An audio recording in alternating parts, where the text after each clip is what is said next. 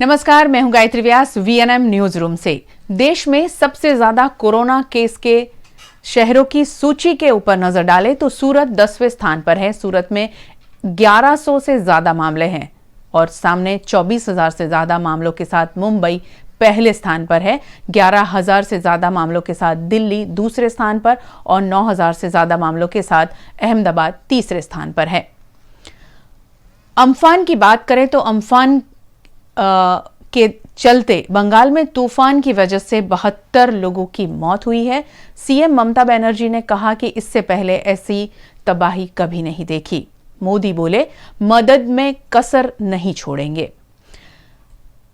जैसे कल घोषित किया गया था कि अब घरेलू उड़ानें शुरू हो जाएगी, जिसमें वेब चेक इन कंफर्म होने के बाद ही एयरपोर्ट पर एंट्री मिलेगी। 14 साल तक के बच्चों को छोड़ सभी यात्रियों के लिए आरोग्य सेतु ऐप जरूरी डाउनलोड करना होगा।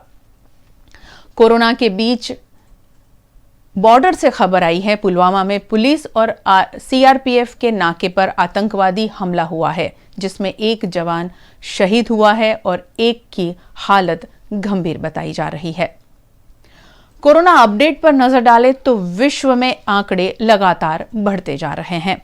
आज विश्व के आंकड़े हुए हैं 51 लाख से भी ज्यादा संक्रमण के आंकड़े, और जिसमें मृत्यु आंकड़ा हुआ है 3,30,000 से भी ज्यादा, और 20 लाख से ज्यादा लोग संक्रमण से रिकवर भी हुए हैं विश्व में। देश के आंकड़ों पर नजर डालें तो देश में 1,13,000 से अधिक संक्रमितों की संख्या हो गई है। उसमें 45,000 से ज्यादा लोग रिकवर भी हुए हैं, यानी आधे से कम लोग रिकवर हुए हैं कोरोना संक्रमण के चलते। 3,400 से ज्यादा लोगों ने अपनी जान गंवाई है देश में। महाराष्ट्र 39,269 ये आंकड़ा पहुंच चुका है। यानी देश के आंकड़ों पर नजर डालें तो देश में 1,13,000 है, उसमें से 39,000 सिर्फ महाराष्ट्र से हैं। तमिलनाडु 13,191 जो दूसरे स्थान पर है, और गुजरात 12,539 कोरोना संक्रमितों की संख्या हो गई है, और गुजरात में सबसे ज्यादा संख्या है 9,216 अहमदाबाद में। अब शहर की खबरों पर नजर डालें, उससे पहले देखते हैं आज की हेडलाइन। वडोदरा में आज नए 23 कोरोना केस की पुष्टि, 3 लोगों की मौत।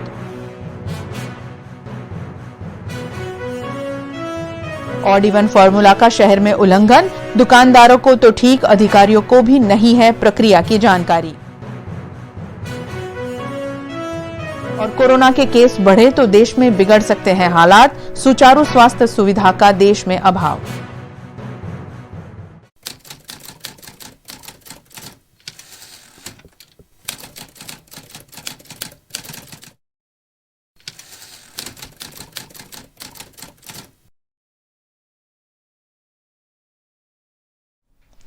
शहर की कोरोना संक्रमण से जुड़ी हुई पहली खबर। वडोदरा में आज 23 नए कोरोना केस की पुष्टि, 3 मौत भी आज दर्ज हुए हैं।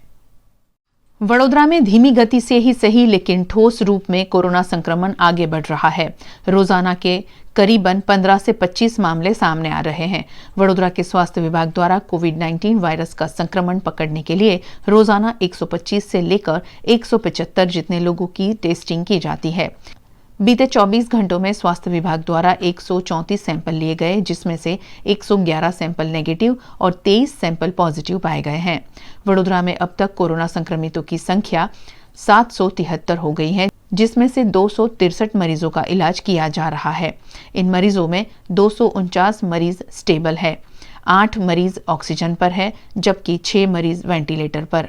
शहर में पिछले 24 घंटों में 3 मौत भी दर्ज हुई है। शहर में अब तक कोरोना से 38 लोगों की मौत हुई है। आज नए 7 लोगों को डिस्चार्ज भी किया गया, जिसके चलते अब कोरोना से स्वस्थ होने वालों की संख्या 472 पहुंच गई है। पिछले 3 दिनों से रियायत के साथ दुकानें खोल दी गई है शहर में, मगर शहर में ऑड इवन फॉर्मूला का नहीं हो रहा है अमल। दुकानदारों और प्रशासन के पास नहीं है ठोस जानकारी ऑड इवन के बारे में। तालाबंदी के चौथे चरण में राज्य सरकार ने ऑड इवन रूप से दुकानें चालू रखने के निर्देश दिए हैं, लेकिन इस मामले की कोई ठोस जानकारी दुकानदारों के पास नहीं है। दरअसल गुमास्ता धारा विभाग द्वारा ये जिम्मेदारी वार्ड कार्यालय को दे दी गई है, लेकिन जब वीएनएम टीवी ने वार्ड अधिकारियों से मामले की पड़ताल करनी चाहिए, तब अधिकारी भी उन्हें इस मामले कोई जानकारी नहीं होने की बात कहते हुए कैमरे में कैद हो गए। वीएनएम न्यूज चैनल माध्यम હવે સર થોડા ઇન્ટરવ્યૂ કરવાનું આપણે જે સરકારની ગાઈડલાઈન પ્રમાણે જે બજારો શરૂ કરવાના આવ્યા છે એના માટે એ અમે ના આપી શકીએ। તો ગુમાસ્તા ધારા કોના હાથમાં આવે? અમારા જોડે આવે, પણ હજુ કંઈ ડિસિઝન નક્કી થયો નહીં એકી ને બેકી, પણ એમાં કોઈ ક્લેરિફિકેશન નહીં। અમે કોર્પોરેશન છે ને પરિપત્રના આધારે ચાલીએ છીએ। પરિપત્ર થાય અમને માર્ગદર્શન આપે પછી હું સ્ટેટમેન્ટ આપી શકું। એટલે પરિપત્ર નથી આવ્યો અત્યારે નથી, બસ તો એટલું આપી દો ને અમને કે આટલું અમારા પાસે હજી આવ્યું નથી, કોર્પોરેશન અમને આપશે એટલે આપીશું। મેં નહીં આપીશું। આઈ એમ નોટ ડિસિઝન ઓથોરિટી। ગુમાસ્તા ધરાના જે મેન અધિકારી છે ને એમને તમે મળો। કોણ પંડ્યા છે ક્યાં આગળ મળો? એમને મળો, કાં તો એસ કેપિટલ સાઈડને મળો। તો અત્યારે તમારા વિસ્તારનું જે છે દુકાનો એનું શું ચાલે છે? અમે તો હજુ ત્યાં કોઈ લોકોને આ કેમેરા ચાલુ નહીં ને મોબાઈલમાં ના ના ના ના ના આમ મૂકી દો ને જરા। નથી ચાલુ બોલો ના પણ મૂકી દો, સમજો ને। ખાલી આમાં છે ને राज्य सरकार द्वारा नियम बना तो दिया गया है, लेकिन नियम स्थानीय जिला प्रशासन और विभागों तक नहीं पहुंचाए जाने से शहर में पिछले 3 दिनों से ऑड इवन सभी दुकानें खुल रही है। जब प्रशासन के पास ही ऑड इवन की कोई जानकारी नहीं है, तो इसमें दुकानदारों का क्या दोष? अब आने वाले दिनों में ऑड इवन फॉर्मूला का अमलीकरण होगा या फिर इसी तरह से दुकानें खुली रहेगी, ये देखना होगा। देश में 1 लाख से बढ़े कोरोना केस। अगर हालात बिगड़ते हैं तो कैसे संभलेगा देश? और ये हम इसीलिए कह रहे हैं क्योंकि देश में नहीं है आवश्यक स्वास्थ्य सुविधाएं। कैसी है हमारे देश की स्वास्थ्य सुविधाएं? आइए देखते हैं एक विशेष रिपोर्ट। देश में कोरोना संक्रमितों की संख्या 1 लाख के पार पहुंच गई है। 3000 से ज्यादा लोगों की मौत कोरोना से हो चुकी है। पिछले कुछ दिनों से रोजाना औसतन 4000 से ज्यादा मामले सामने आ रहे हैं। अगर इसी रफ्तार से संख्या बढ़ती रही तो जून के पहले हफ्ते तक मरीजों की संख्या 2 लाख से ज्यादा होने का अंदेशा है। अगर ऐसा ही होता है और हालात बिगड़ते हैं तो संभालना भी मुश्किल हो जाएगा, क्योंकि सरकार के ही आंकड़े बताते हैं कि हमारे यहाँ अस्पताल में 1700 मरीज के लिए 1 बेड है। देश में न सिर्फ अस्पतालों की बल्कि डॉक्टरों की भी कमी है। 30 सितंबर 2019 को लोकसभा में दिए जवाब में स्वास्थ्य मंत्री डॉक्टर हर्षवर्धन ने बताया था कि देश में 12 लाख के आसपास एलोपैथिक डॉक्टर हैं। अगर ये मान ले कि एक समय में इनमें से 80% यानी 9.61 लाख डॉक्टर भी काम करने की स्थिति में होते हैं, तो 1404 लोगों पर 1 डॉक्टर होगा। ये आंकड़ा WHO के मानक से भी कम है। WHO के मुताबिक हर 1000 लोगों में 1 डॉक्टर होना चाहिए। Centre for disease dynamic economics and policy यानी CDDEP की रिपोर्ट बताती है कि हमारे देश में सिर्फ 69,264 अस्पताल ही है। इनमें से 25,778 सरकारी और 43,486 प्राइवेट अस्पताल हैं। इन अस्पतालों में 18,99,228 बेड हैं। देश में सबसे ज्यादा 17,103 अस्पताल उत्तर प्रदेश में हैं। यहाँ 4,635 सरकारी और 12,468 प्राइवेट अस्पताल हैं। उसके बाद कर्नाटक का नंबर आता है, जहां सरकारी और प्राइवेट अस्पतालों की संख्या 10,684 है। सरकारी अस्पतालों में 35,500 तो प्राइवेट में करीब 60,000 ICU बेड हैं। स्वास्थ्य मंत्रालय के आंकड़े कहते हैं कि देश में 16 मई तक 3.1% कोरोना मरीज ICU में भर्ती है। लेकिन ये आंकड़ा अगर बढ़ गया तो क्या होगा? क्योंकि सरकारी अस्पतालों में 35,699 और प्राइवेट अस्पतालों में 59,262 ICU बेड हैं। यानी सरकारी और प्राइवेट अस्पतालों में कुल मिलाकर 94,961 ICU बेड हैं। कोरोना से सबसे ज्यादा प्रभावित महाराष्ट्र हुआ है। वहां अब तक 35,000 से ज्यादा मरीज मिल चुके हैं, जबकि 1200 से ज्यादा लोगों की जान जा चुकी है। लेकिन वहां भी सरकारी और प्राइवेट दोनों अस्पतालों को मिलाकर 11,587 आईसीयू बेड है। देश में 47,481 वेंटिलेटर हैं। कोरोना संक्रमितों की संख्या भले ही बढ़ रही हो, लेकिन राहत भरी खबर यह है कि हमारे यहां 16 मई तक सिर्फ 0.45% मरीज ही वेंटिलेटर के सपोर्ट पर हैं। हालांकि चिंता वाली बात यह भी है कि देश की आबादी 130 करोड़ से भी ज्यादा है और अगर हमारे यहाँ भी हालात अमेरिका, यूरोप जैसे बन गए तो वेंटिलेटर की जरूरत पड़ सकती है। CDD-EP की रिपोर्ट बताती है कि देश में सिर्फ 47,481 वेंटिलेटर हैं। इनमें से 17,850 वेंटिलेटर सरकारी और 29,631 वेंटिलेटर प्राइवेट अस्पतालों में हैं। देश में कितने कोविड-19 अस्पताल हैं, उसके बारे में जानते हैं। 17 मई को स्वास्थ्य मंत्री डॉक्टर हर्षवर्धन ने बताया था, देश में 916 डेडिकेटेड कोविड-19 अस्पताल हैं, जिनमें 1,80,473 बेड हैं। इनमें से 1,61,169 आइसोलेशन बेड हैं और 19,304 आईसीयू बेड हैं।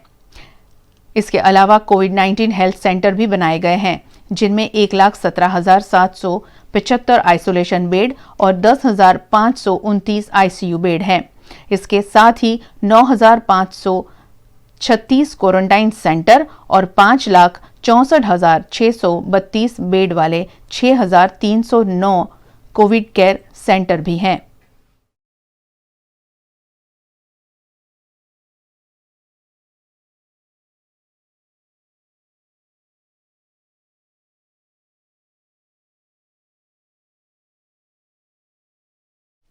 दिया तले अंधेरा, इस सूत्र को साकार करता है वीएमसी का स्वास्थ्य विभाग, क्योंकि वीएमसी के स्वास्थ्य विभाग के नाक के नीचे ही पकाई जा रही है आम पाउडर से। वडोदरा महानगर पालिका कार्यालय के पीछे फ्रूट बाजार है। इस बाजार में आम पकाने के लिए पाउडर का इस्तेमाल कई सालों से किया जाता है, लेकिन स्वास्थ्य विभाग द्वारा इस मामले ठोस कार्यवाही नहीं किए जाने से लोगों को इस तरह पाउडर से पके हुए आम खाने पड़ते हैं, जो लोगों के स्वास्थ्य के लिए हानिकारक है। इस मामले सामाजिक कार्यकर अतुल गामेची ने आपत्ति जताई। वडोदरा महानगर सेवा सदनની પાછળ ખંડેરાવ માર્કેટ આવેલું છે। ખંડેરાવ માર્કેટની અંદર ફ્રૂટ માર્કેટ આવેલું છે અને આ ફ્રૂટ માર્કેટની અંદર હાલમાં કેરીની સિઝન હોય, કેરી પકાવનાર વેપારીઓ દ્વારા અંદર પડીકીઓ મૂકીને કેરી પકાવવામાં આવી રહી છે, બીજા ફ્રૂટ પણ પકાવવામાં આવી રહ્યા છે। વડોદરા મહાનગર સેવા સદનની પાછળ જો આ અંધેર તંત્ર ચાલતું હોય તો વડોદરા મહાનગર સેવા સદનના આરોગ્ય વિભાગના અધિકારીઓ, કર્મચારીઓ લાખોનો પગાર લે છે, એ લોકો ચેકિંગ કરવા કેમ નહીં જતા? શું આમાં પણ કોઈ મિલીભગત ચાલી રહી છે? વડોદરા શહેરના મેયરશ્રી, ચેરમેનશ્રી, કમિશનર સાહેબને અમારી નમ્ર વિનંતી છે કે આ બાબતે યોગ્ય તપાસ કરી ફ્રૂટના જે પણ વેપારીઓ મિલાવટ કરતા હોય, પડીકી મૂકતા હોય, કેરી પકાવતા હોય તેમની સામે પગલાં ભરે અને અધિકારી અને કર્મચારીઓ સામે પણ પગલાં ભરે તેવી અમારી માંગ છે। स्कूलें बंद होने के बावजूद ऑनलाइन स्टडी के नाम पर ली जा रही है फीस। कांग्रेस कमेटी ने उठाए हैं उस पर सवाल। देश में तालाबंदी के चलते स्कूल बिल्कुल बंद है, लेकिन उसके बावजूद शहर की कई स्कूलों ने छात्रों को ऑनलाइन पढ़ाना शुरू कर दिया है। फिलहाल अभिभावकों के पास इनकम का कोई जरिया नहीं है और ऐसे में ऑनलाइन पढ़ाई के नाम पर स्कूलों द्वारा फीस वसूली जा रही है। उस पर शहर कांग्रेस कमेटी ने डीईओ कार्यालय में आवेदन देते हुए आपत्ति जताई। आज कोरोना वायरस की महामारी में 50 दिन से ऊपर दिन हो गए और कोरोना वायरस में लोग परेशान थे। लोग एक तरफ कोरोना वायरस की महामारी में थे। आज परिस्थिति ऐसी आ गई है कि लोगों के पास आवक नहीं थी, कोई कमाने का कोई माध्यम नहीं था। गुजरात में बात करें तो 40% के ऊपर परिवार ऐसे हैं कि रोज़ कमा के रोज़ खाने वाले हैं। लेकिन जिस तरह से लॉकडाउन की 2 दिन में राहत मिली, सब बाज़ार खुले हो गए और स्कूल वालों ने उससे 10 दिन पहले लोगों को एसएमएस चालू कर दिया कि आप स्टूडेंट फ़ी आप जमा करवा दो, अकाउंट से ऑनलाइन जमा करवा दो। हम सरकार से अपील करते हैं कि ये स्कूल वाले जो पठानी उग्रानी कर रहे हैं वो बंद होनी चाहिए। सरकार से हमने पहले भी, हमारे अध्यक्ष ने बोला, अमित भाई चावड़ा ने बोला था कि भाई एजुकेशन जो है फ़ी है वो माफ़ होनी चाहिए। आज सरकार से हम फिर अपील करते हैं और शिक्षण अधिकारी को हम आवेदन पत्र देने आए हैं कि आप एक परिपत्र जाहिर करो और जो भी स्कूल वाले इस तरह से बच्चों को फी लेने की बात कर रहे हैं वो बंद होना चाहिए और फी में राहत मिलनी चाहिए, जिससे आम परिवार जो छोटा जो मिडिल क्लास है वो फिर से खड़ा हो जाए और अपनी रूटीन जो लाइफ है उसमें ज़िंदा रह सके। लेकिन जिस तरह से स्कूल वाले परेशान कर रहे हैं, ऑनलाइन फी जमा करो, ऑनलाइन फी जमा करो, फ़ोन कर रहे हैं, वो गलत बात है। और कोरोना वायरस की लड़ाई समग्र विश्व की लड़ाई और भारत देश की लड़ाई, ये राष्ट्रहित की लड़ाई है। तो राष्ट्रहित में जो स्कूल संचालक है उनका भी योगदान होना चाहिए, ये हमारा मानना है। और अब रुकते हैं एक छोटे से ब्रेक के लिए। ब्रेक के बाद खबरों का सिलसिला जारी रहेगा। देखते रहिए VNM news.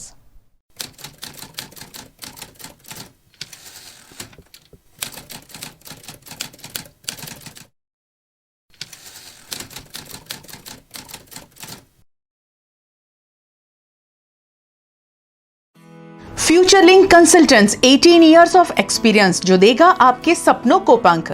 A one stop support service for student, immigration and spouse dependent visa to Canada. Future link देता है Australia, UK, USA and New Zealand के लिए स्टूडेंट वीजा। साथ ही यहाँ हाईली क्वालिफाइड फैकल्टी देती है IELTS एंड PTE की coaching, वो भी फ्लेक्सिबल टाइमिंग में। Visit future link head office 216 Atlantis near गेंडा सर्कल और Manjalpur branch 315 Pinakin plaza Vadodara. Paneri ethnic and stylist short and long kurtis, leggings, Patiala, palazzo और पैंट की ढेरों वैरायटीज के साथ पानेरी में है इनरवेयर का भी कलेक्शन। अमांटे, ट्रायम, लेनिसा, जॉकी, लिबर्टी वर्ल्ड जैसी इंटरनेशनल ब्रांड के साथ स्वीट ड्रीम, सोनाली, ट्राइलो, एनामोर, लावण्य और जूलियट ब्रांड भी। और हाँ, पानेरी में अब अवेलेबल है मेंस अंडरगारमेंट्स, मेंस नाइटवेयर और मेंस स्पोर्ट्सवेयर भी। पानेरी 10 राजनगर सोसाइटी नियर कलश circle, Akota stadium road, Vadodara. युग धर्म स्टेशनरी, सभी तरह की स्टेशनरी खरीदने की आपकी अपनी मनपसंद जगह। लॉकडाउन के बाद अब युग धर्म स्टेशनरी की सभी ब्रांचेस कार्यरत। सिर्फ एक फोन करें और स्टेशनरी का सभी तरह का सामान घर बैठे पाए। युग धर्म स्टेशनरी करेगा आपके ऑफिस, गोडाउन, फैक्ट्री या घर पर होम डिलीवरी। होम डिलीवरी के लिए संपर्क करें युग धर्म स्टेशनरी 9099822717 पर।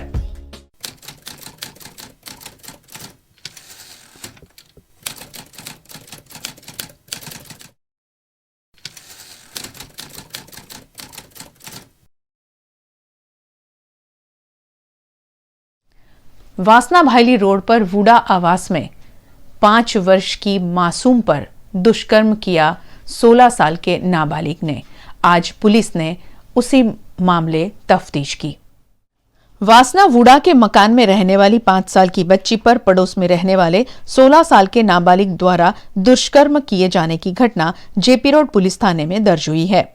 शिकायत के आधार पर जेपी पुलिस ने मौके पर पहुंचकर दुष्कर्म को अंजाम देने वाले नाबालिग को पुलिस थाने लाकर पूछताछ की। मंगलवार को श्रमिक परिवार की बच्ची खेल रही थी, उस दौरान पड़ोस में रहने वाले 16 साल के नाबालिग ने उसके साथ दुष्कर्म को अंजाम दिया, जिसके बाद तबीयत खराब होने पर मासूम बच्ची को मेडिकल चेकअप के लिए पुलिस द्वारा अस्पताल भेजा गया, जबकि दुष्कर्म को अंजाम देने वाले नाबालिग को पुलिस ने हिरासत में ले लिया है। कल ये घटना हुई थी और 5 बरस की लड़की है, तो वो लड़के 16 बरस का है, साहिल नाम है।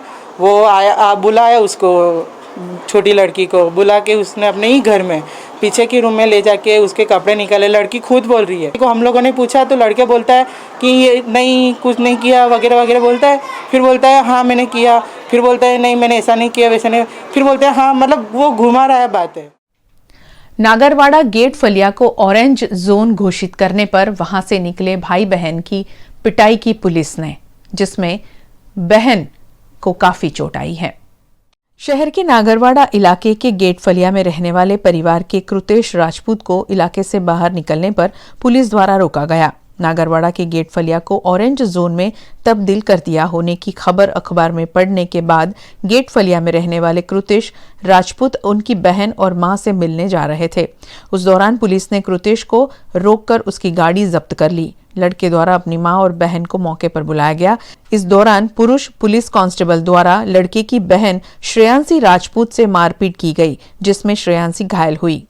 ऑरेंज झोन थयो आज एटले मैं निकळेलो बहार એટલે પછી મેં બહાર નીકળ્યો એક બે પોલીસ કોન્સ્ટેબલે રોક્યો મને કે કઈ જાય છે નાગરવાડીથી આગળ આવીએ ને વોર્ડ નંબર 8ના 3 રસ્તા પર રોક્યો મને ગાર બોલ્યો મને તો મેં કીધું સર ગાર ના બોલતો મેં કીધું શાંતિથી વાત કરો તમે તો કહે છે તો બહુ ટણી આવી ગઈ કે તને કહે છે તો એમને એક કોન્સ્ટેબલ હતો તો એને કીધું કે હવે અને બાઇક લઈને જતો રહે અને દંડ ભરે ને તો બી એને બાઇક પાછી ના હાલતો તો મેં આવું બધું મમ્મીને કીધું ફોન કરીને કે મમ્મી આવું બધું થયું છે તો મારી મમ્મીને બેન આવ્યા તો મારી બેનને મારતા તો મેં બેનને છોડવા ગયો તો મને બી માર્યો મને માર્યો એનો વાંધો નહીં લેડીઝ કોન્સ્ટેબલ એક જ હતા અને એ હતા જ નહીં એ ત્યાં નિગરાની જ કરતા હતા ત્યાં જે માર્યા છે ને મારી બેનને એ બધા જેન્ટ્સ કોન્સ્ટેબલ હતા પોલીસવાળા તો બધા બહુ હતા પણ માર્યું એક જ જણા આજે ઓરેન્જ ઝોનમાં પટેલ ફળિયા પેપરમાં આવી ગયું હતું તો એ લોકોએ બહાર કાઢવા જોઈએ કે ના દેવા જોઈએ તો એમને ના જવા દીધો મારો ભાઈ એક જ સવારી હતો ડબલ સવારી હોય તો બરાબર છે કે ના જવા દો તમે છોડાવવા ગયા હતા અમે લોકો તે ગાડો દઈને વાતો કરવા માંડ્યા હતા तालाबंदी में राहत सरकार ने दी है कोरोना ने नहीं इतनी सी बात लोगों को समझ नहीं आती है पिछले 3 दिनों से शहर की सड़कों पर लोगों का जमावड़ा नजर आ रहा है शहर में मंगलवार से तालाबंदी का चौथा चरण लागू हुआ है और इस चरण में राज्य सरकार ने अपनी ओर से दुकानें और बाजार खोलने की अनुमति दी है लोगों की सहूलियत के लिए दी गई अनुमति का नागरिकों द्वारा गैर फायदा उठाया जा रहा है सुबह होते ही लोग अपने वाहनों के साथ सड़कों पर निकल पड़ते हैं शहर के कई इलाकों में ट्रैफिक जाम तक की नौबत आ जाती है शहर के ट्रैफिक सिग्नल पर सैकड़ों की संख्या में वाहन चालक खड़े हुए देखने मिलते हैं ऐसे में आने वाले दिनों में अगर शहर में कोरोना के केस बढ़ते हैं तो कोई ताज्जुब की बात नहीं होगी सरकार की राहत के बाद शहर में खुली थी चाय और नाश्ते की दुकानें मगर अब वीएमसी ने इस पर पाबंदी लगा दी है तालाबंदी के चौथे चरण में दुकानों को खोलने की रियायत मिली है जिसके बाद शहर में चाय की और गर्म नाश्ते की दुकानें भी खोल दी गई थी और इन दुकानों के बाहर लोगों की भारी भीड़ देखी जाती थी इस मामले वडोदरा महानगर पालिका ने एक परिपत्र सार्वजनिक करते हुए चाय की दुकानें और गर्म नाश्ते की दुकानें ठेले इत्यादि नहीं खोलने का ऐलान कर दिया है 2 दिनों से शहर में गर्मा गर्म चाय सेव उसल भजिया समोसा का लुत्फ उठा रहे लोगों के हाथ आज सुबह निराशा ही लगी जब ये सारी दुकानें उनको बंद मिली पुलिस ने रिक्शा चालकों को समझाए नियमों के सख्ती से पालन के भी दिए आदेश राज्य सरकार ने तालाबंदी के चौथे चरण में रिक्शा चालकों को रिक्शा चलाने की अनुमति दी है लेकिन रिक्शा में सिर्फ 2 ही यात्री सवार होंगे ऐसा नियम भी बनाया गया है इस नियम के तहत शहर में traffic police PI RM Chauhan ने रिक्शा चालकों को अवगत कराया और 2 से ज्यादा यात्री बिठाने पर दंडित करने की बात भी कही साथ ही इस मौके पर रिक्शा चालकों को मास्क वितरण कर उन्हें हमेशा मास्क पहनकर रखने की हिदायत दी गई कोई इमरजेंसी તમને લાગે નાનું બાળક છે તો આપણે એવું એક્સેપ્ટ કર્યું પણ તમે પછી 4-4 5-5 બેસાડતો તો કાયદેસર જમાદાર છે આરટીઓમાં જશે પછી એ રિક્ષા છૂટશે વડોદરા શહેર રિક્ષા ચાલક યુનિયનના સૌજન્યથી વડોદરા શહેર ટ્રાફિક શાખાના પીઆઈ શ્રી ચૌહાણ સાહેબના આગેવાની હેઠળ આજે અમે અહીંયા રિક્ષા ચાલક ભાઈઓને માસ્કનું એક વિતરણ કર્યું માન્ય શ્રી ચૌહાણ સાહેબે બધા રિક્ષાવાળાઓને સમજાયા કે આપણે કેવી રીતે પાલન કરવાનું બે પેસેન્જરથી વધુ બેસાડવાના નહીં એમણે પોતે પણ એક આ રિક્ષા ચાલક ભાઈઓને ટ્રેનિંગ આપીને એક સમજ આપી એટલે બહુ સરસ સારી વસ્તુ છે અને અમે આ જેટલા બી રિક્ષા ચાલક ભાઈઓ છે એ બધું એમણે જે પણ આદેશ કર્યું છે એનું અમે પાલન કરીશું અને અમે પૂરી રીતે દરેક વસ્તુની તકેદારી રાખીશું भारत में सूचना क्रांति के जनक माने जाते स्वर्गीय राजीव गांधी की आज पुण्यतिथि है देश भर में दी गई उन्हें श्रद्धांजलि कुछ लोग जमीन पर राज करते हैं और कुछ लोग दिलों पर मरहूम राजीव गांधी एक ऐसी ही शख्सियत के धनी थे जिन्होंने जमीन पर ही नहीं बल्कि दिलों पर भी हुकूमत की वे भले ही आज इस दुनिया में नहीं है लेकिन हमारे दिलों में आज भी वे जिंदा हैं राजीव गांधी ने 19वीं सदी में 21वीं सदी के भारत का सपना देखा था आज भारत के पूर्व प्रधानमंत्री राजीव गांधी की पुण्यतिथि है राजीव गांधी की 21 मई 1991 को तमिलनाडु के श्री पेरम्बदूर में एक चुनावी सभा के दौरान एक आत्मघाती हमलावर ने विस्फोट कर हत्या कर दी पूर्व प्रधानमंत्री राजीव गांधी की पुण्यतिथि के मौके पर आतंकवाद रोधी दिवस मनाया जाता है। राजीव गांधी को 1984 में प्रधानमंत्री इंदिरा गांधी की हत्या के बाद 24 घंटे के अंदर ही पीएम पद का कार्यभार सौंप दिया गया था। वे देश के 7वें प्रधानमंत्री थे। राजीव गांधी भारत में सबसे कम उम्र के प्रधानमंत्री बने। उस वक्त वे 40 साल के थे। राजीव गांधी भारत में सूचना क्रांति के जनक माने जाते हैं। देश के कंप्यूटराइजेशन और टेलीकम्युनिकेशन क्रांति का श्रेय उन्हें जाता है। उनके इस योगदान से ही भारत आधुनिकता के पथ पर आगे बढ़ पाया है। एक दिन बाद होगी अलविदा जुमा की नमाज, और ऐसे में सभी को अपने घरों में ही नमाज पढ़ने की अपील की गई है। रमजान का पाक महीना अपने अंतिम चरण में है। रमजान माह का अलविदा जुमा और ईद नज़दीक है। ऐसे में बड़ौदा मस्जिद जुबैर के इमाम साहब ने मुस्लिम समाज के नाम एक विशेष संदेश देते हुए कहा है कि अलविदा जुमा और ईद की नमाज घर में ही पढ़कर कोरोना संक्रमण फैलने से रोकने में पुलिस और प्रशासन का सहयोग करें, और खासकर ईद पर की जाने वाली खरीदारी से बचें और उन पैसों से ज़रूरतमंदों की सहायता करें। मैं तमाम मुस्लिम बिरादर से एक अपील करता हूँ कि हम तमाम ने जिस तरह से अभी तक लॉकडाउन का पालन किया है, अब दोस्तों हमारा कल यानी परसों के दिन अलविदा जुमा है, जिसको मुसलमान बहुत बड़ा दिन मानते हैं और बेशक बहुत बड़ा दिन है। तो मैं मुसलमानों से एक अपील करता हूँ कि इस दिन को ख़ास हम भीड़ ना इकट्ठी करें किसी भी तरह से, चाहे वो मस्जिद में तो अलाउ है नहीं नमाज़ पढ़ना, अभी तक कोई ऐसा कायदा नहीं आया है कि मस्जिदें खोली जाएं। ऐसा कोई कानून जब तक नहीं आए वहाँ तक हमें अपनी तरफ से कोई भी कदम नहीं उठाना है, कानून को अपने हाथ के अंदर नहीं लेना है। दूसरी बात है कि मैं कानून की बात एक तरफ रखता हूँ, बात करता हूँ कि खुद हमें ये कोरोना जैसी खतरनाक बीमारी से बचने के लिए ये अनुशासन का पालन करना पड़ेगा कि जो हमारे लिए गाइडलाइंस दी हैं कि मस्जिदें हमसे ज़बरदस्ती नहीं बंद कराई गई, बल्कि ख़ुद हमारे प्यारे आका मोहम्मद साहब ने इरशाद फरमाया, जब कोई ऐसी बीमारी लग जाए कि तुमको छूने से लगती हो, तुम्हारे पास आने से लगती हो, खांसने से लगती हो, यानी फैल जाने वाली बीमारी, तो वो बीमारी हमारे बीच मौजूद है। तो ऐसी बीमारी से बचने के लिए ख़ुद मोहम्मद साहब ने गाइडलाइंस दी थी हमें कि दूरी बनाए रखें, कि ऐसा मौका हमको बताया। तो आज कानून भी वही चीज़ कह रहा है हमसे, तो हमें कानून का सपोर्ट करना है, पुलिस प्रशासन का सपोर्ट करना है। और आज मैं फतेहगंज पुलिस स्टेशन के अंदर से ये आपको बात बताना चाहता हूँ कि हमारे एक विस्तार के अंदर, नवायाड़ विस्तार के अंदर अल्हम्दुलिल्लाह अभी तक कोई भी केस पॉजिटिव नहीं आया। उसकी बड़ी वजह है कि हमने एक सपोर्ट किया है। मैं तो यही कहूँगा कि हमने सपोर्ट किया है। तो थोड़े दिन जो बचे हैं ईद की भीड़ के लिए, ईद की नमाज के लिए हमें भीड़ इकट्ठी नहीं करनी है। मस्जिद के अंदर जो नमाजें नहीं पढ़ी गई थी अब तक, दोस्तों मैं आप तमाम को बता देना चाहता हूं कि नमाज फ़र्ज जो थी, वो 5 वक्त की नमाजें फ़र्ज थी, वो हमने मस्जिद के अंदर नहीं पढ़ी। मस्जिद के अंदर लॉक लगा देना पड़े तो लॉक लगाए।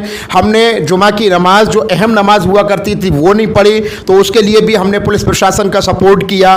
तो हम ईद की नमाज के लिए भी पुलिस प्रशासन का और कानून का सपोर्ट करें और डॉक्टर्स का सपोर्ट करें कि हम भीड़ को जमा ना करें। एक ख़ास मैसेज के लिए मैं यहाँ पर जो बैठा हूँ आज, वो ये है कि ईद के दिन एक दूसरे से मिलने का एक सिलसिला होता है और उसको हम बहुत बेहतर मानते हैं। ईद का दिन खासकर और अलविदा जुमे के दिन खासकर। और मैं माँ बहनों के लिए एक मैसेज देना चाहता हूँ। मैं नौजवानों से कहना चाहता हूँ कि नौजवानों की एक जिम्मेदारी बनती है कि अपनी माँ बहनों को बिल्कुल नहीं, हरगिज़ बाजार ना भेजें ऐसे माहौल के अंदर। 40 डिग्री से अधिक गर्मी में नहीं हो रही है शहर में सुचारू जल आपूर्ति, और ऐसे में कई इलाकों में हो रही है पानी की बर्बादी। शहर के पूर्वी इलाके में खोडिया नगर में पांजरा पुल जाने की सड़क पर अनन्य हाइट और वुडा आवास निकट पानी की पाइपलाइन में रिसाव हो रहा है। पिछले 7 दिनों से यहां हो रहे रिसाव से हजारों लीटर पानी की बर्बादी हो रही है, जिस पर शिवसेना के प्रवक्ता तेजस ब्रह्मभट्ट ने आवाज उठाई। अदेखाई અને કોર્પોરેશનનો અન્યાય સહન કરતો આ પૂર્વ વિસ્તાર ખોડિયાર નગરથી પાંજરાપોળ જવાના રસ્તા ઉપર અનન્યા હાઇટ્સ પીડાવુડાના મકાન પાસેનો વિસ્તાર છે। વડોદરાને સિંગાપોર અને શાંઘાઈ બનાવવાની મોટી મોટી ડંફાસો મારતા સ્માર્ટ કોર્પોરેશનના અધિકારીઓ કેટલું સ્માર્ટ વર્ક છે એમનું, એનું આ જીવતું જાગતું ઉદાહરણ છે। એક તરફ પૂર્વ વિસ્તારમાં દૂષિત પાણીની સમસ્યા છે, પૂરતા પ્રેશરથી પાણી નહીં મળતું, વારે ઘડીએ અને છાશ વારે પીવાના પાણીની લાઈન લીકેજ થાય છે, જેના કારણે લાખો લીટર પાણી વગર કારણનું જે પૂર્વ વિસ્તારના લોકોને ઉપયોગમાં આવી શકતું હતું એનો બગાડ થઈ રહ્યો છે. અને બીજી તરફ અહીંયા અનન્યા હાઇટ્સ પાસે 7 દિવસથી પીવાના પાણીની લાઈન લીકેજ છે. રોજનું હજારો લીટર પાણી છેલ્લા 7 દિવસથી વહી રહ્યું છે. એક તરફ કોર્પોરેશન પોતાના દૂષિત વેરા જે પાણી આપે છે એના પણ વેરા ઉઘરાવે છે. તો શું હવે ખરેખર વડોદરાના મેયર અને વડોદરાના મ્યુનિસિપલ કમિશનર કે સ્ટેન્ડિંગ કમિટીના ચેરમેન આવા જે અનગઢ વહીવટ કરતા અધિકારીઓ છે એમની સામે કોઈ પગલાં લેશે? શું વડોદરાના મેયર, મ્યુનિસિપલ કમિશનર કે સ્ટેન્ડિંગ કમિટીના ચેરમેન આમાં જવાબદાર જે અધિકારીઓ છે જેના કારણે આટલું બધું પાણી બગડ્યું છે એમને સસ્પેન્ડ કરવાનું પાણી હવે એમનામાં છે કે નહીં એ તો હવે આગામી સમજ बतावશે. शहर में दुकानदारों को नहीं है ऑड इवन रूप से दुकानें खोलने के बारे में ठोस जानकारी. ऐसे में खुल रही हैं सभी तरह की दुकानें. पिछले 1.25 महीनों से बंद पड़े बाजारों को तालाबंदी के चौथे चरण में खोलने की इजाजत मिली है. दुकानदारों को ऑड और इवन फॉर्मूला के आधार पर दुकानें खोलने को कहा गया है. लेकिन वडोदरा शहर में ऑड इवन फॉर्मूला पर कोई खास होमवर्क तंत्र ने नहीं किया, जिससे सभी तरह की दुकानें खुल रही है. दुकानदारों में ऑड इवन को लेकर असमंजस बनी हुई है और इस मामले दुकानदारों द्वारा कंट्रोल में पूछे जाने पर भी मामले की जानकारी किसी को नहीं होती है, जिससे दुकानदार दुविधा में है. जो सरकार ने जाहिर किया ऑड इवन, तो आपको पता है ऑड इवन क्या है? नहीं, कुछ पता नहीं है. गुमास्ता द्वारा जो लाइसेंस की एक ही संख्या से सरकार ने दुकान चालू रखने को बोला है, इसका कुछ आपको नॉलेज है क्या? नॉलेज है लेकिन कुछ समझ नहीं पड़ रही है. किस चीज़ का समझ नहीं पड़ता है? हमारे पास है, लाइसेंस भी है, सब कुछ है, लेकिन वो क्या है, सब लोग दुकान तो खोल ही रहे, नंबर सबका सेम जैसा ही है, एक दूसरे का सेम ही आ रहा है. तो और आपने चेक किया किस जगह पर जाके गुमास्ता द्वारा में या कोई कंट्रोल में? नहीं, कुछ चेक नहीं किया. नहीं. यहाँ कोई आता है तंत्र की ओर से कि भाई ये दुकान चालू है? नहीं, ऐसा अभी तक तो कोई आया नहीं है. कोई समझाया नहीं? कोई आया नहीं अभी तक. कुछ पता नहीं चल रहा है, फिर भी देख रहे हैं, बोलेंगे तो ऐसा करेंगे. जो सरकार ने ऑड इवन का जो किया है, आपको पता है क्या है? पता है, एक 1 बाय 1 दुकान खोलने की, वो उसके जो लेवल दिया है वो हिसाब से कहो, गुमास्ता धारा के हिसाब से आज ही दुकान खोली हमने, वो हिसाब से खोली. कई दुकान वाले बोल रहे हैं कि इसका हमको नॉलेज नहीं है, पता नहीं चल रहा है क्या है, सरकार ने कैसे निकाला है. तो नहीं, पेपर में पढ़ा था, वो हिसाब से मालूम है कि वो गुमास्ता धारा के साथ नंबर कोड वाइज खोलने की हो. तो हम यहाँ कोई चेक करने आता है कि अभी तो कोई, हमने तो आज ही दुकान खोली है, ऐसे भी दुकान नहीं खोलते तुम तो. आज पहला ही दिन है, वैसे साफ़ सफाई कर रहे हैं. क्या लग रहा है आपको कि सुबह 8 से 4 बजे तक दुकान खुली रखते तो धंधा कैसा रहेगा? धंधा तो ऐसे तो आती नहीं है पब्लिक इतनी सारी. धंधा 2-3 कस्टमर आते, ऐसा कह रहे आज भाई हमने तो दुकान आज ही पहला दिन है, पता नहीं हमको इतना सर. सरकार की ओर से ऑड इवन जो फैसला लिया गया है दुकानों के लिए खोलने के लिए, तो आपको पता है इसका कैसे रहेगा? हाँ जी. क्या है? एक दिन खुलेगी एक दुकान, उसके बाजू वाले दूसरे दिन खुलेगी. लाइसेंस में जो लाइसेंस एक ही बेकी के हिसाब से. राइट. कैसे रहता है? अभी तक तो कुछ ऐसा इसका असर दिखा नहीं, क्योंकि अभी तो स्टार्ट ही हुआ है बाज़ार, और अभी लोगों को शायद इतना वो लग रहा है कि थोड़ा साफ़ सफाई में 1-2 दिन निकल रहे हैं. तो अगर सरकार आए थोड़ा सा इधर स्ट्रिक हो तो शायद हो सकता है लागू. तंत्र द्वारा जो नॉलेज दिया जाएगा उसके ऊपर आधार है. बिल्कुल, अभी पूरा टोटल नॉलेज नहीं है. हाँ जी, बिल्कुल. कैसे पता चलेगा कि एक ही है? ऐसा सुना है कि कुछ गुमास्ता धारा का जो लाइसेंस का लास्ट नंबर है उसके हिसाब से एक ही बेकी चलना है. सरकार की ओर से ऑड इवन का जो फैसला लिया गया है, आपको पता है कि क्या चीज़ है? नहीं, अभी तक कुछ डिटेल नहीं आया हुआ है, कुछ भी नहीं आया हुआ है. जरा लाइसेंस में ऐसा लिखा है कि लास्ट वाले जो 2 नंबर है हाँ. एक ही बेकी, तो उसका क्या नॉलेज है आपको? नहीं, अभी तक कंफ्यूजन है, क्योंकि फिर वेरा पावती का बोलते हैं, कभी गुमास्ता धारा का बोलते हैं. हम तो हर एक बात में एग्री है जो वो लोग बोलेंगे. सरकार ने फैसला लिया, आपने चेक किया है तंत्र कहीं भी जाके गए ऑफिस में? नहीं, कोई आया भी नहीं है ऑफिस वाला. हाँ, हमको अभी तक कुछ इसके बारे में नॉलेज नहीं है. 55 दिनों बाद खुली दुकानों में स्वास्थ्य विभाग जांच कर रहा है और साथ में खाद्य पदार्थों का नाश भी बड़ी मात्रा में किया जा रहा है. लॉकडाउन 4 में रियायत के बाद मिठाई और नमकीन की दुकानें भी खुली है. होटल और रेस्टोरेंट को भी होम डिलीवरी की अनुमति मिली है। ऐसे में वडोदरा महानगर पालिका का स्वास्थ्य विभाग अलग अलग दुकानों में जाकर लगातार मिठाई और नमकीन की गुणवत्ता की जांच कर रहा है। साथ ही प्रदूषित मिठाई और नमकीन का बड़ी मात्रा में नाश भी हो रहा है। हाल कोविड-19 कारणे जे 55-56 दिवसથી જે લોકડાઉન હતું તેના કારણે મીઠાઈ ફરસાણ એસોસિએશન આપણે હોટલ રેસ્ટોરન્ટમાં જે વધેલો માલ હોય food safety and standard authority પ્રમાણે ગાઈડલાઈન મુજબ ગાંધીનગર દ્વારા એ નાશ કરાવવાની કાર્ય માટે જણાવેલ, જેના આધારે 3 દિવસથી આપણે વડોદરા શહેરના તમામ વિસ્તારોમાં 4 ટીમો બનાવીને આપણે લગભગ 439 કિલો જેટલો જથ્થો નાશ કરાયેલ છે। માંજલપુર છે, અલકાપુરી છે, ભાગોડિયા રોડ છે, આજો રોડ, કારેલીબાગ तमाम विस्तार आवरी लेवामां आवे छे। कोरोना के डर पर नशा हुआ हावी। खंडेराव मार्केट में एक और किराने की दुकानों पर लोगों की भीड़ नजर आती है, वैसे ही दूसरी ओर तंबाकू की दुकान पर भी काफी मात्रा में लोग दिखाई पड़ते हैं। तालाबंदी के चौथे चरण में मिली रियायत में पान, गुटखा, तंबाकू की बिक्री को भी अनुमति दे दी गई है और नशे के आदी लोग कोरोना का डर भूलकर तंबाकू की खरीदारी में लग गए हैं। खंडेराव मार्केट में वेराई माता चौक निकट एक मुखवास की एजेंसी है, जहां पर तंबाकू की बिक्री भी साथ साथ में की जाती है। वहां आज काफी सारी लोगों की भीड़ दिखाई दी, जिसे देखकर लग रहा था कि किराने की दुकान और तंबाकू की दुकान एक जैसी नजर आ रही है। हमारी गाइडलाइन गवर्नमेंटना कायदाना अनुसार पब्लिक ने लाइन में मास्क पहेरेलू हशे एने ज अमे आपीए छीए, प्लस अमरा सर्कलनी अंदर उभे रहेलो व्यक्ति ग्राहक एने ज आपीए छीए। 5 ग्राहकथी वधारे ऊभा राखवानी अमे परमिशन नथी, एटले अमे ए लोकोने दूर ऊभा कर दीए छीए। अमे अहींया आगळ मुखवासना पेकेट छे, अमारा पोतानी एजन्सी छे, सोपारी मीठी सोपारीनी एजन्सी छे अने मिराजनी बी एजन्सी छे, पण मिराज अत्यारे हालमां कोई आवती नथी। तंबाकूनुं वेचाण बी थाय छे ने तंबाकूनी मारी दुकान छे अने तंबाकूनुं वेचाण बी करीए छे। ना कोई गुटका वेचता नथी, पहेलेथी नथी वेचता। एक और कोरोना संक्रमण से पूरा देश जूझ रहा है। शहर में भी लगातार कोरोना केस बढ़ते जा रहे हैं। ऐसे में सियासत भी इन दिनों ज्यादा नजर आ रही है। ऐसा ही कुछ हुआ न्यू समा रोड पर जादव पार्क में, जहां संक्रमण पाया गया और कांग्रेस ने कराया सैनिटाइजिंग। वहां पर पहुंचे भाजपा नेता। शहर में रोज कोरोना के नए केस दर्ज होते जा रहे हैं। कल समा इलाके के जादव पार्क में अभिलाषा रोड पर 46 साल की महिला सुषमा क्रिस्टी का कोरोना टेस्ट पॉजिटिव पाया गया था, जिसके बाद कांग्रेस के महामंत्री एल्ड्रिन थॉमस द्वारा इस इलाके में सैनिटाइजिंग की कार्यवाही कराई गई। इस दौरान भारतीय जनता पार्टी के नगर सेवक अरविंद प्रजापति भी मौके पर पहुंचे। कोरोना वायरस की महामारी के बीच भी भाजपा नेता द्वारा की गई इस हरकत को सियासत नहीं कहेंगे तो भला और क्या कहेंगे।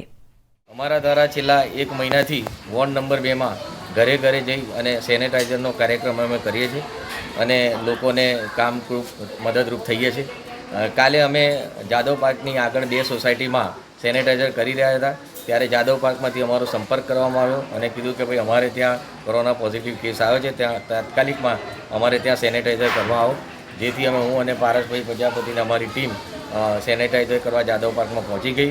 त्यां मेडिकल ऑफिसर भी हता, एमणे भी विनंती करी कि आ सोसायटी में सेनेटाइजर करी आपो।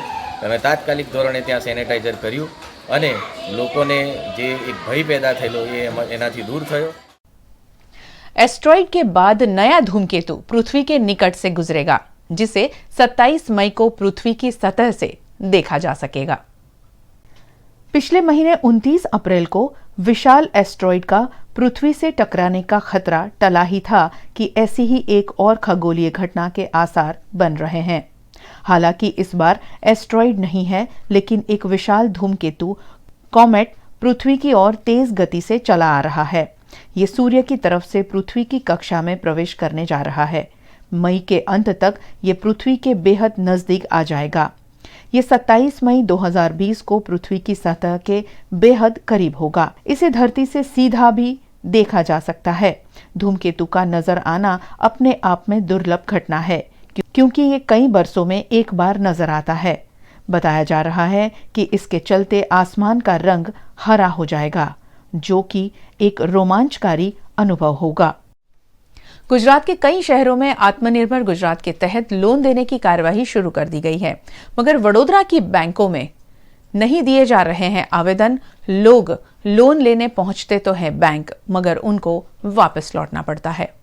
आत्मनिर्भर गुजरात योजना के तहत आज से कोऑपरेटिव और क्रेडिट बैंक में 1 लाख की लोन के आवेदन मिलना शुरू होने वाला था। गुजरात राज्य के अन्य शहरों में इस योजना के तहत फॉर्म बांटे जा रहे हैं, लेकिन वडोदरा शहर में बैंकों के बाहर आधिकारिक सूचना अब तक नहीं मिली होने के बोर्ड लटका दिए गए हैं, जिसके चलते छोटे व्यापारी जो लोन लेना चाहते हैं उन्हें मायूस होकर लौटना पड़ा। श्री छत्रपति शिवाजी सहकारी बैंक मंडली के अध्यक्ष गौरव पवले ने इस मामले अपना पक्ष रखते हुए कहा कि जिलाधीश के साथ एक और मीटिंग के बाद ये कार्यवाही शुरू की जाएगी। काले जे चर्चा थई अने आजथी जे फॉर्म वितरण माटेनी जे वात थई छे ते बाबतने हजी स्पष्टीकरण पूर्ण थયેલ નથી। हजी बीजी मीटिंग 26 तारीखे गुजरात फेडरेशननी थवानी छे। बीजू गुजरात कोऑपरेटिव एक्टमां एवी जोगवाई छे के नॉमिनल सभासदने फक्त ने फक्त गोल्ड लोन તેમજ સ્થાવર લોન એટલે કે સિક્યોર લોન આપવાનું ધિરાણ કરવાનો નિયમ હોય છે, જે ગુજરાત કોઓપરેટિવમાં છે।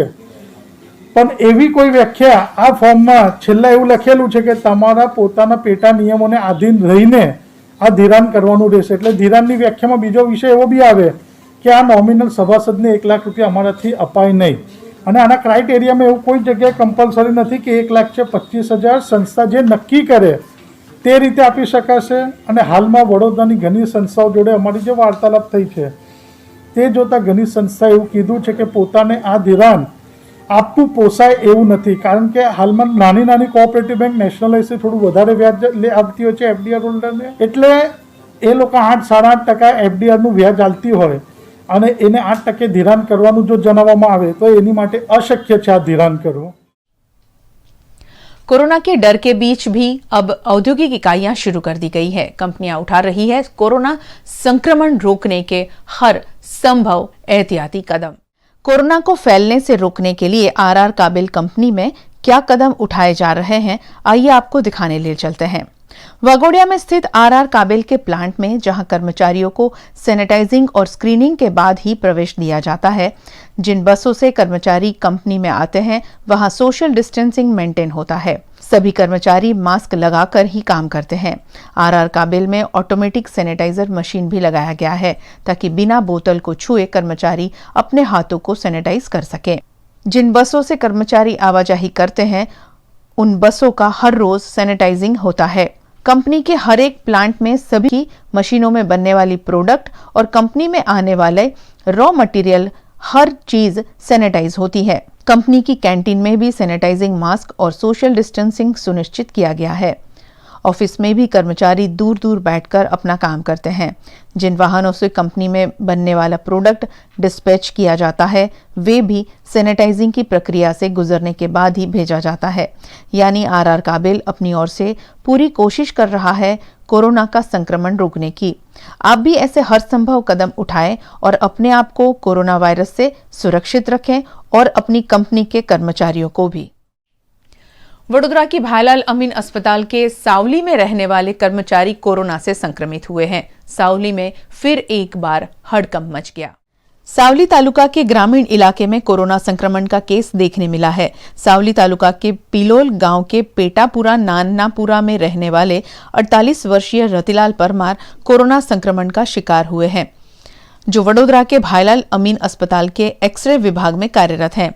कोरोना संक्रमण का केस सामने आते ही सावली के विधायक केतन इनामदार, स्वास्थ्य विभाग के अधिकारी और प्रशासनिक अधिकारी मौके पर पहुंचे और रतिलाल परमार के घर को सैनिटाइज किया गया। साथ ही पूरे इलाके को क्वारंटाइन कर आवाजाही रोक दी गई है। बधाने ज आज नानापुरा गामनी अंदर अमे बधा ज આગેવાનો સાથે ગામની અંદર ગામના લોકોને મળ્યા, એમને કહ્યું કે આપણે સચેત રહેવાની જરૂર છે, સજાગ રહેવાની જરૂર છે। ચિંતાનો વિષય છે, પણ પરમ કૃપાળુ પરમાત્માને પ્રાર્થના કરીએ છીએ કે આમાંથી સારી રીતે આપણે બધા જ બહાર નીકળી જઈશું અને હવે પછીના સમયમાં પણ કોરોના વાયરસની સાથે જીવતા આપણે શીખવાનું છે અને આની અંદર આપણે પોતે સજાગ રહીને સચેત રહીને આમાંથી બહાર નીકળવાનું છે। મને પૂરેપૂરો વિશ્વાસ છે કે મારો સાવલી ડેસર તાલુકો, સમગ્ર ગુજરાત અને મારો દેશ આમાંથી સારી રીતે બહાર નીકળી જશે। પરમ કૃપાળુ પરમાત્માની સદાય અમી દ્રષ્ટિ આપણા લોકો પર રહી છે। આપણો દેશ શ્રદ્ધા આસ્થાવાળો દેશ છે। ભગવાન સદાય આપણને આમાંથી શક્તિ આપે બહાર નીકળવાની। અને ફરી એક વખત તમારા માધ્યમથી લોકોને પણ કહું છું કે આપણે પોતે જાતે સમજી સાચવીને અને આની સામે લડવાનું છે, આની સામે ટકવાનું છે અને આપણું પોતાનું કામ પણ કરવાનું છે. આપણે ઘરે બેઠા આ બધી વસ્તુ કરીશું એવું નથી. અને આ કન્ટેનમેન્ટ ઝોન જે ડિક્લેર થયો છે તો મારા નાનાપુરા ગામના લોકોને પણ 14 દિવસ સારી રીતે પોતાનું કામ ઘરે બેસીને કરવાનું અને ગામની બહાર ના નીકળવા માટે પણ હું વિનંતી કરું. वीएनएम न्यूज रूम से बस इतना ही. कल फिर मुलाकात होगी शहर की कुछ और खबरों के साथ. वीएनएम से जुड़े रहें, यूट्यूब चैनल सब्सक्राइब करें और दिन भर की अपडेट से रखें अपने आप को अपडेट. नमस्कार.